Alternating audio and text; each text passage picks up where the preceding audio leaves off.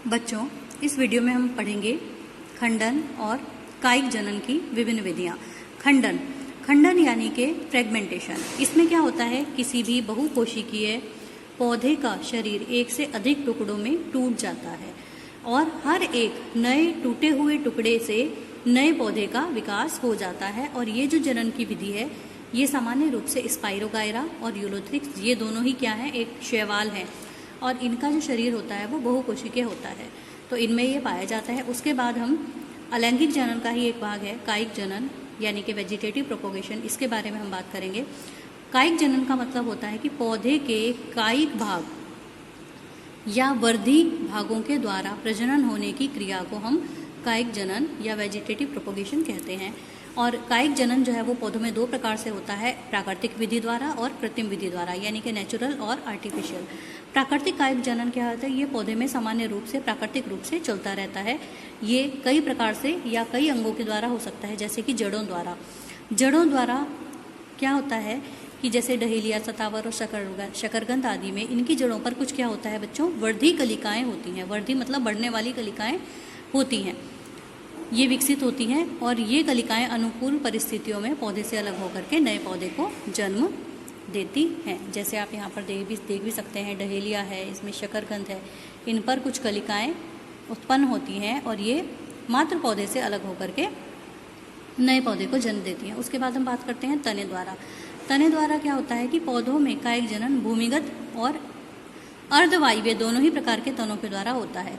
जो वायवीय तने होते हैं पौधे के, यानी कि जो भाग तने का वायु में होता है, वो तो प्रतिकूल परिस्थितियों में नष्ट भी हो जाता है, लेकिन जो भूमिगत भाग होता है वो कैसा रहता है बच्चों, सुरक्षित रहता है। और अनुकूल परिस्थितियों में इसी भूमिगत सुरक्षित भाग से नए पौधे का जन्म होता है, जैसे अदरक, आलू, अरबी, प्याज आदि में। जैसे आप देख सकते हैं प्याज में, अदरक में ये कलिका है, इसी तरह से आलू में यहाँ पर ये जो आप देख रहे हैं ये क्या है, कलिकाएं हैं। और यदि हम यहाँ से कट करके इसको भी ज़मीन में निकाल देंगे, तो ज़मीन में गाड़ देंगे, तो इससे भी एक नए पौधे का निर्माण हो जाएगा। अब हम बात करते हैं बच्चों कायिक जनन पत्तियों के द्वारा। कुछ पौधे की पत्तियाँ जिनमें कि भोजन का संग्रह होता है, उनमें क्या होता है, कुछ नई कलिकाएँ जो होती हैं या तो उनके किनारों पर उत्पन्न होती हैं और ऐसी इसको हम अपस्थानिक कलिकाएँ कहते हैं।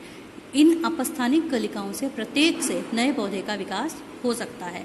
उसके बाद है पत्र प्रकलिकाओं द्वारा। कुछ पौधे में कलिकाओं के समूह इकट्ठे होकर के प्रकलिकाएं बनाते हैं और मात्र पौधे से अलग होकर के ये प्रकलिकाएं नए पौधे को जन्म देती हैं या विकसित होती हैं। जैसे कि आप यहाँ पर चित्र में देख सकते हैं, जिमीकंद में ये क्या है, इसमें पत्र कलिकाएं।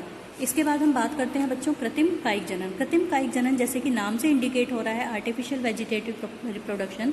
इसमें क्या होता है कि होता तो ये वेजिटेटिव यानी कि कायिक जनन है, लेकिन इसमें मनुष्य का इन्वॉल्वमेंट होता है, यानी कि ये कृत्रिम जनन जो है ये मनुष्य के द्वारा कराया जाता है। किस लिए कराया जाता है, पौधे की अच्छी किस्म प्राप्त करने के लिए। इसमें कुछ प्रमुख हैं। सबसे पहले है कलम लगाना, नाम इसका आपने सुना ही होगा। इसमें क्या होता है बच्चों, अच्छे और विकसित पुराने पौधों की जो तने होते हैं उनको 20 से 30 सेंटीमीटर और कलिका युक्त शाखाओं को काट देते हैं, जिसको हम क्या कहते हैं, कलम। और इन कलम को ज़मीन में गाड़ देते हैं। जब हम इनको ज़मीन में गाड़ देते हैं तो इनकी ये जो पर्व संधियाँ हैं, ये जो इनकी क्या है, पर्व संधियाँ हैं, या फिर इनके कटे हुए भाग से क्या होता है, कुछ जड़ें निकल आती हैं और हर एक कलिका और यहाँ से जो एक कक्षस्थ कलिकाएँ हैं ये बढ़ करके नए पौधे को जन्म देती हैं। जो कलम है वो पड़ी अवस्था में भी लगाई जा सकती है और इस तरह से खड़ी अवस्था में भी लगाई जा सकती है। जैसे गन्ना है, गुलाब है, गुड़हल है, तो इनमें कलम लगा करके पौधे को विकसित किया जाता है। अगला है इसमें बच्चों लेयरिंग या दाब लगाना। दाब लगाने को आप इस चित्र की सहायता से आसानी से समझ सकते हैं।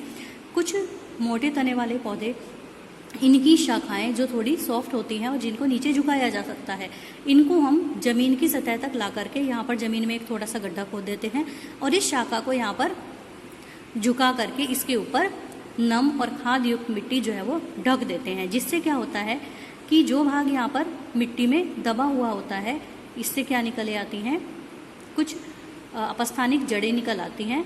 और जब इसमें जड़ें निकल आती हैं तो हम उसको यहाँ से कट कर करके छोड़ देते हैं और इससे नए पौधे का निर्माण हो जाता है। तो इसको हम क्या कहते हैं बच्चों,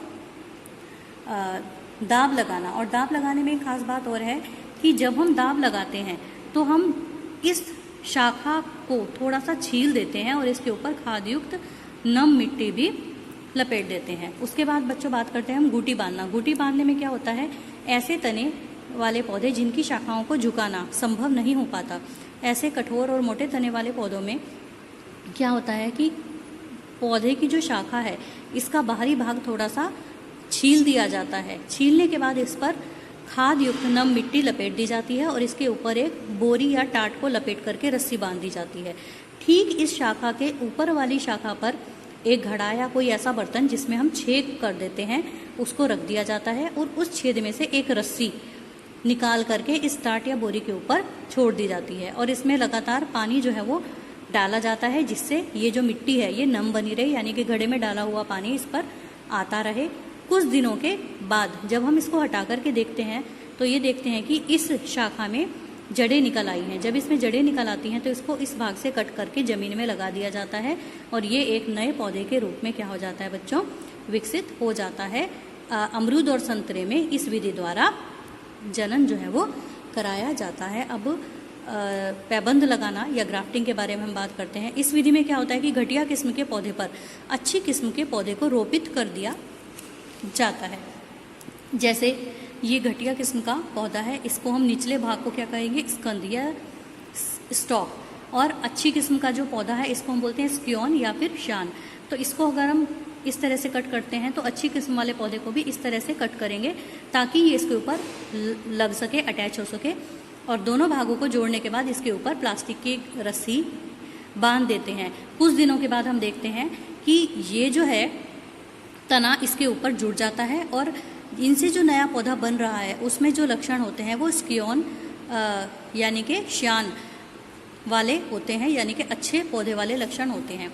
इसी तरह से स्पान या रोपण, इसमें क्या होता है कि हम स्कंद या स्टॉक जो लेते हैं, यानी कि घटिया किस्म वाला जो पौधा इसमें होता है, इसमें हम वी शेप में यानी कि इस तरह से एक खांच बना लेते हैं और जो अच्छी किस्म वाले पौधे का तना होता है उसको भी इसी के हिसाब से काट लेते हैं।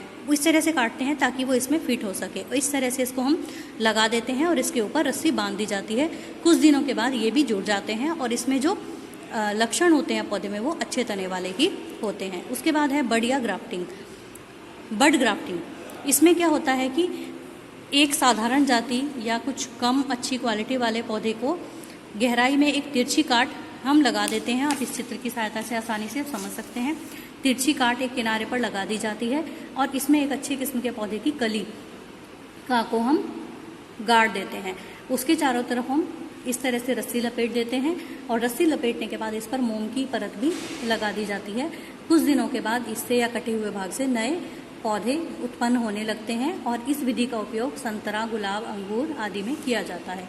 लास्ट टॉपिक हम इसमें करते हैं बच्चों शाखा बंधन। शाखा बंधन में क्या होता है, ये रोपण की ही एक रूपांतरित विधि है। इसमें क्या होता है, घटिया जाति के पौधे के तने पर बढ़िया जाति के पौधे के तने को जोड़ा जाता है, लेकिन इसमें कट नहीं लगाया जाता। इसमें क्या कर जाता है कि दोनों ही पौधे जो साथ साथ लगे हुए होते हैं, एक घटिया क्वालिटी का, ये घटिया क्वालिटी का और एक अच्छी क्वालिटी का, तो हम इसको एक साइड से इनकी छाल हटा करके इनके दोनों भागों को आपस में जोड़ करके इसके ऊपर रस्सी बांध देते हैं। और कुछ महीनों के बाद जब हम देखते हैं तो ये दोनों के ये वाला भाग, नीचे का भाग अलग रहता है और ऊपरी भाग ये वाला भी अलग रहता है, लेकिन यहाँ से ये जुड़ जाता है। तो तब हम इसमें क्या करते हैं कि स्टॉक भाग को यहाँ से हटा देते हैं, जिससे कि इसमें श्यान वाले यानी कि अच्छे पौधे वाले लक्षण ही उत्पन्न होते हैं। आम, अमरूद, लीची आदि में इस विधि का उपयोग किया जाता है। आज के लिए इतना ही बच्चों। Stay home, stay safe. Thanks to all of you.